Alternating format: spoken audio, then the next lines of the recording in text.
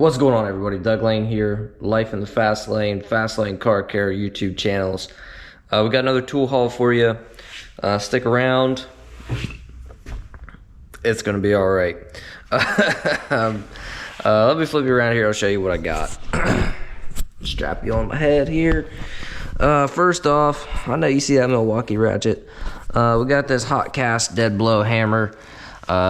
CTHTC0G. It's the little baby one. I think this is the smallest one they make. Probably thinking, why in the world do you need this little hammer? Well, I will be happy to explain that to you.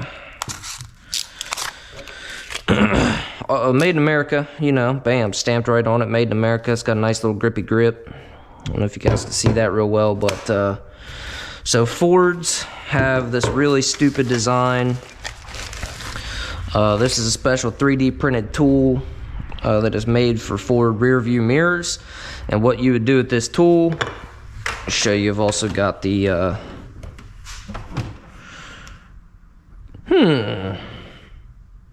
oh, here it is. I forgot I took it on a mobile job. Ford has two different designs. They've got this dual spring design. This part of that's broken, and then they've got a single kind of tab, whatever. Either which way, you slide this up in underneath your rear view mirror, and you pry down against the glass. Stupid design. Really easy to break them. I've broken a couple.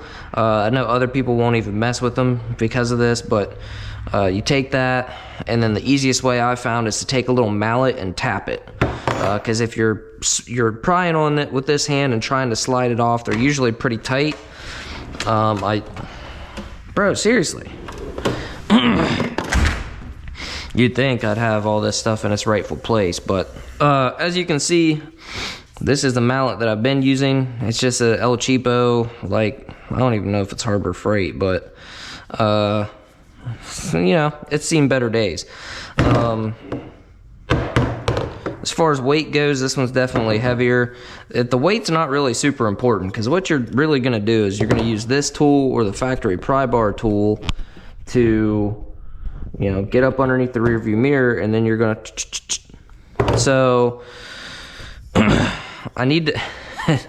Here's his logo. He 3D printed this and sells them. Really genius design. And wouldn't you know it, I bought this because I usually do a bunch of these Fords and haven't done one since. So what I do, I need to make a review on this tool and show how it works and all that stuff. Promised I would make a video. I bought it with my own money. It's not like I owe the gentleman anything, but that's why I got it. Ford rear view mirrors. Now, I don't know if you can hear it. It's got beads in it or whatever. Should be a pretty awesome tool. Put that away later. And now we got the 2568-20, which I guess is the new super duper high speed ratchet. This is a 1/4 inch extended reach. She weighs 1.95 pounds. It's 13.5 inches. Tool only. 35 foot-pounds. And she's a bare tool. You can see on the box here, blah blah blah. Now some guys I know don't like these because of the switch and all that stuff. This is my first battery powered one. I almost bought the Snap-on, but so I get a lot of my stuff off the Cornwall truck because I know his route, kind of, sort of, and he goes, I gotta chase him down. Nobody's coming to me because I'm just one guy, so I gotta chase him down. He's just the easiest one to chase down. I tried to get the old extended reach, and he never had one. Didn't have one. He said they were waiting on the new ones to come out, these high speeds. And then I was like, okay, well, I don't really care about the high speed. I just, I need one. And he's like, well, and I'll give him a little bit of credit, man. He's got to take care of a lot of people, so not super surprised that I get kind of put off to the back burner. which is how this hammer deal went. Like, I sent him a picture and the part number off the Cornwell website, and was like, hey, I need this hammer. I tracked him down like 6 months later, jumped on the truck, and I was like, hey man, you got my hammer? And he pulled out some like little baby like carpenter's claw hammer, and I said, what is this? And he said, that's a hammer you wanted. And I said, no, dude. And I showed him the text that I sent him, and he's like, man, how did I mess that up? I was like, I don't know, dude. But anyway, we got her straightened out, and then this thing took me forever to track down. Actually, last time I talked to him, he said that I was like, well, go ahead and put me down for one of the new ones. And he was like, well, they're just pre-ordered right now, nobody has them. And I swear that was like 2 weeks ago, and nobody had them. Oh, she's feisty. Told him like 2 weeks ago. He told me like 2 weeks ago nobody had them. I was looking around, and I did see a lot. Like, everywhere that had them was like pre-order stuff. So there we go, man. Why'd I want a 1/4 inch? Well, I'll tell you. Really simple. Most of what I use is 1/4 inch. We come in here. My typical stuff for door panels is like a 10 millimeter magnetic. There are some times where to remove a third brake light, some Kia Stingers is one that comes to mind. Certain year Impalas, you've got to sit in the back seat, pull the headliner down, and then slide a socket or a wrench or something like that in here. Now, this may be too thick. It may be too thick for that, but the problem is you get up in there with a ratchet or a wrench, and you've got like hardly any room to work, and it's just a really awkward position. It kind of strains my shoulders a little bit, just because you're like in a weird state. With this, I can just hopefully get up in there and take it right off. And then you just pull the brake light down, and then that way you don't have to cut your window tint around the brake light. Comes out cleaner. So yeah, that's why I bought it. It's the only reason really why I bought it. Technically don't need it, but yeah, the risk saver deluxe. So if I have some time, or I can find something that I can take apart, because I probably don't have anything on the schedule for the next couple weeks that I actually will 100% need one of these on. But if I do, I'll try to throw in some footage of it actually working. I feel like not really super important though, because I mean, it's a Ratchet. You got all the specs right here. If you're familiar with the older version, a lot of people love them, a lot of people don't like them. I wish it was a little bit thinner, but I mean, it's a mechanical device, guys. You're not going to be able to compete with something like this Cornwell or this Icon if you're talking about head thickness. This is an Icon R1F, little 1/4 inch. So Cornwell's 72 tooth. It's a TRF 72. You can tell it's quite a bit thicker. Take the socket off there so maybe you can get a little better idea. But hopefully it's thin enough to work. I know it'll still work for door panels, because there's a lot of times when you don't want to take the door panel all the way off the car, but you need to take the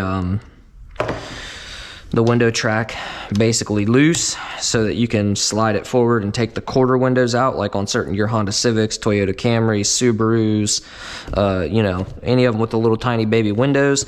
I really just like to pull them out. I know some guys don't like that, but it's just a guaranteed way for me to get them to come out super clean.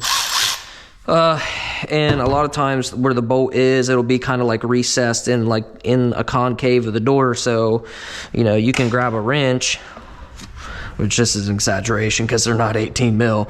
You can get a wrench and you can but a lot of times you need a flex or an offset, and sometimes even like a 5-degree offset or whatever this is, it's not enough.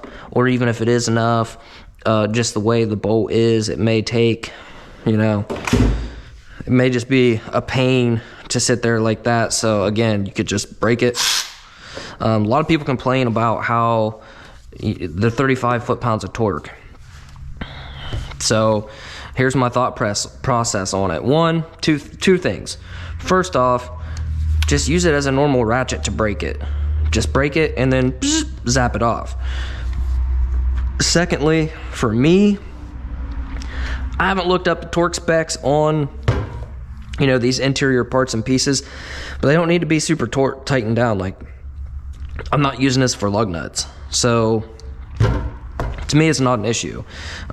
Most of what I do is little interior stuff, so I'm not gonna need anything super heavy duty, so I don't care if it only fastens down to 35, because the same deal, fasten it, just run it down and you know, just snug it up as much as you want. So I believe, I mean, I can't speak for this one here, but I know there have been some people that have put a couple hundred, you know, foot-pounds of torque on these ratchets, and they, you know, they hold up. I don't have any reason to do that, so not really a big deal. The reason why I went with this over the Snap-on, 2 reasons. One, I would have had to track down the Snap-on guy and set up an account with him and all that stuff, which, not really a huge deal, but more importantly, the Snap-on variant of this for the kit, because obviously I don't have any Snap-on batteries, is like $600, something like that. And I really just don't think it's that much better to justify the price. Now, I have no idea how much I spent on this, because honestly, my guy didn't give me a receipt. He just puts it on my account. Normally he gives me a receipt. He gave me a receipt for the hammer, so I don't know. Maybe this is a freebie. Maybe he just forgot and just let me walk off the truck with it. I don't know. I'm sure it'll be on my statement. I don't expect anything for free, and I don't, you know, I wouldn't want to take anything from him for free.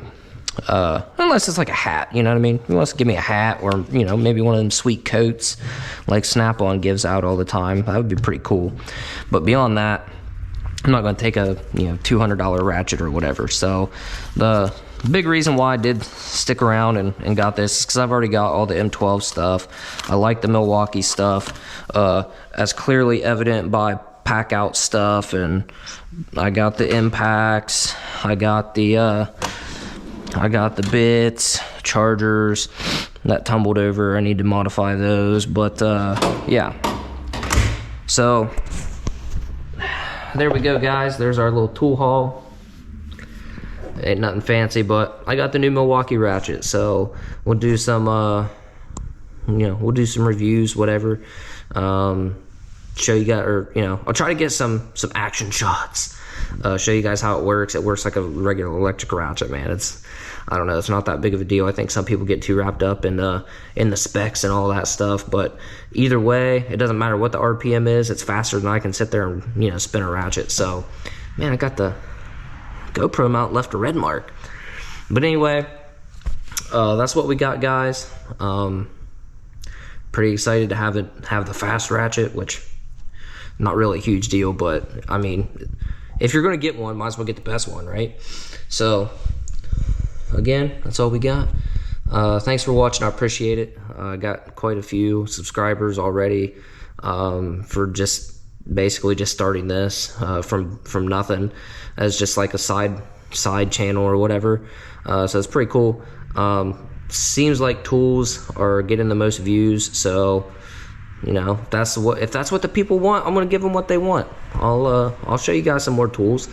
So thanks, guys, for watching. Appreciate it. Hit that subscribe button if you haven't already. I won't beg it, but I will ask nicely.